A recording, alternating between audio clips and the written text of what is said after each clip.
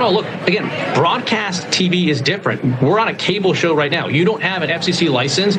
You don't have an obligation to serve the public interest. Podcasts don't either. Stand-up comedians, whether they're on lots of forms of communications, don't. And Kimmel is free to do that. But if you have a broadcast TV license, that means that you have something that very few people have. And you're excluding other people from having access to that valuable public resource. And it comes with an obligation to serve the public interest. And again, over the years, there's been a rule in place at the FCC that local TV stations get to preempt programming that they don't think meets the needs of their communities. But recently, these national programmers, ABC, Disney, Comcast, NBC, they've been exercising outsized control and power over those local TV stations, and there's been no pushback. And this is a very significant moment because local broadcasters are now pushing back on national programmers for the first time that I can think of in modern history. And that's one of the things we want at the FCC. We want to empower local broadcasters that have the public interest obligation to push back on national programmers so that people have more choice.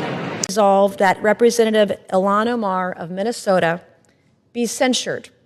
Representative Ilhan Omar forthwith present herself in the well of the House of Representatives for the pronouncement of censure.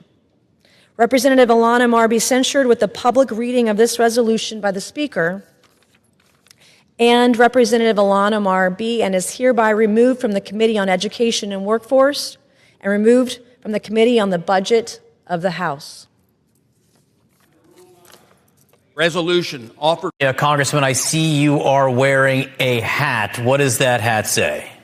You're damn right I am, John. I was a guest on the Jimmy Kimmel show. He, every night, has a right to come into any house that wants to watch and entertain Americans, just as Greg Gutfeld on Fox has a right to be not funny and go on his network and entertain Americans. It's a part of who we are, John, and frankly, it should shake every American that the President of the United States is out there firing comedians who make fun of him. That is not who we are, and every American should care and stand up to this.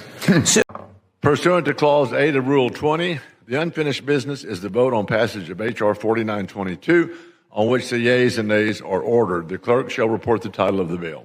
H.R. 4922, a bill to limit youth offender status in the District of Columbia to individuals 18 years of age or younger, to direct the Attorney General of the District of Columbia to establish and operate a publicly accessible website containing updated statistics on juvenile crime in the District of Columbia, to amend the District of Columbia Home Rule Act to prohibit the Council of the District of Columbia from enacting changes to existing criminal liability sentences and for other purposes. The question is on the passage of the bill.